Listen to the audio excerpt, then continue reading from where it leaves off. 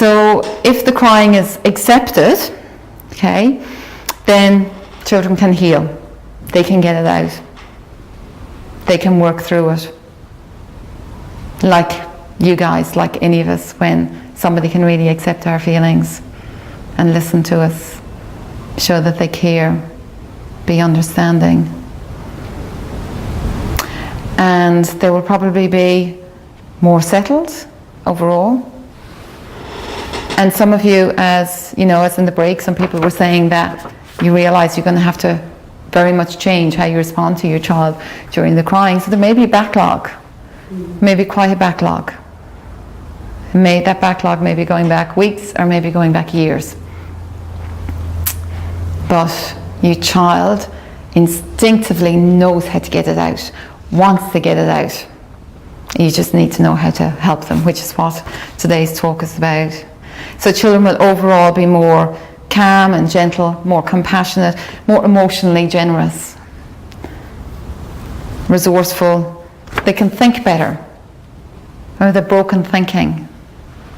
Quoting Patty Whipler, that when children have got built up of painful emotions, when they're frustrated, their thinking breaks down. Is it making sense? So I said I would go into a little bit more detail about the ways that the very, very creative ways that we stop children from crying or releasing stress. Another great way of them resolving their stresses and their traumas and their frustrations is through laughter, and I am going to get to that, and I have a sheet on it, but I'm going to talk a little bit about how the crying is repressed in children.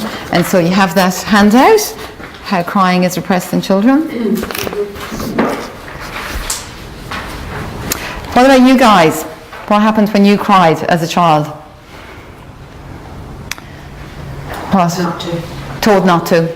Don't cry. Yeah, don't cry. Or distracted. Distracted. My mum was a distractor. Distractor. Yeah. Good at things. Cheer me up. Yeah, entertain you. Yeah.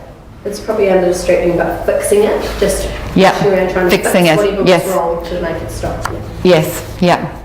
Which is wonderful and beautiful, but the timing is completely wrong. Yeah, because you've got the need to express and be heard and to release, and only then can you get to the critical thinking and the problem solving. Yeah, and have a little think about how your parents responded to your upsets and to your cries and to the patterns, the habits that you have now as an adult, and how you deal with your upsets, the not good habits.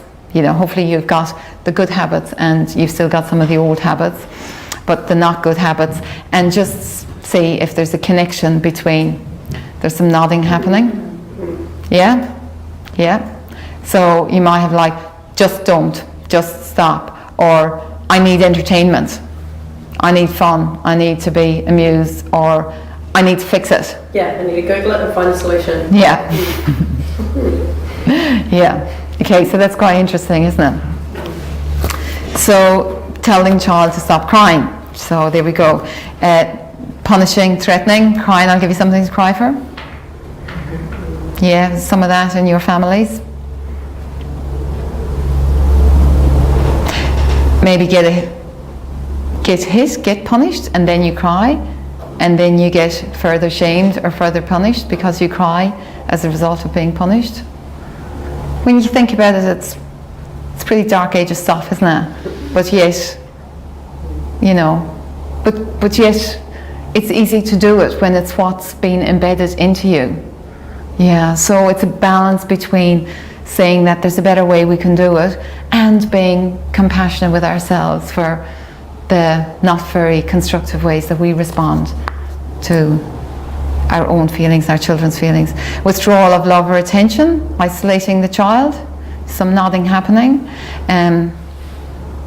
distracting with, that was mentioned, wasn't it, with talking, music, movements, games, food, something nice to eat. Yeah, so some of you experience some of that. Let's fix the problem by having something nice to eat. I've just baked some lovely cookies. Let's have them. Let's go to the coffee shop and have something nice. Which again is beautiful and it's a lovely thing to do, but it's the mismatch. It's the wrong timing. It's too early. It's interrupting the natural healing process. So I want to keep highlighting that some of these things are quite constructive things, but the timing has to be right. Yeah. Teasing, shaming, crybaby. How old are you? You should know better. My daughter says it to my son. Your daughter says it to your son. Yeah. Oh, and I can see that. Yeah. I wish you wouldn't. Yeah. Yeah, it's painful. Denying, minimizing child's pain, which is, the teasing, the shaming is most definitely denying, minimizing. How else do we deny and minimize a child's pain? It's not a big deal, don't worry about it. It's not a big deal. It's okay. You're not hurt. It's not that bad. No. Yeah. And we don't have to amputate your leg example. That's the mocking and the teasing, isn't it? It's particularly horrible. Isn't it? Yeah. Praising a child for not crying. You're so brave. You're so brave. Be brave. Show me you're a big boy. Show me you're a big girl. You can be brave. We're going to the doctor to have the jab. Be brave. And yet it's the crying is the child's way of keeping themselves in balance, bringing themselves back to balance. If the child who cries when they have their jabs is less likely to develop a phobia of needles. Yeah? The child who has developed a phobia of needles because of what jabs or phobia of doctors or phobia of hospitals, maybe there's been a lot of medical intervention, and then they need help to resolve out of that. And one of those ways is going to be the crying and the raging.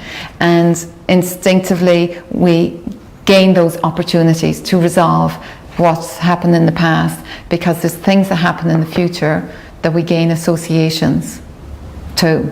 Yeah, so it might be, I'm thinking of a client of mine, and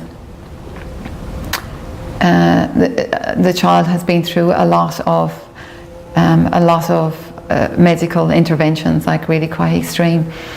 And I recently saw the mom, and she went to the dentist, and she said, "Oh, the blue gloves and that she didn't think that would." She hadn't kind of predicted that, but okay, that happens. The child is triggered. The child is really distressed. It's another opportunity to help them work through it. If we can really listen, really empathize, really validate, show that we understand, show that we get it, show that we're there with them, that our heart's open to what they're showing us. Isn't that what we all need when we're hurting?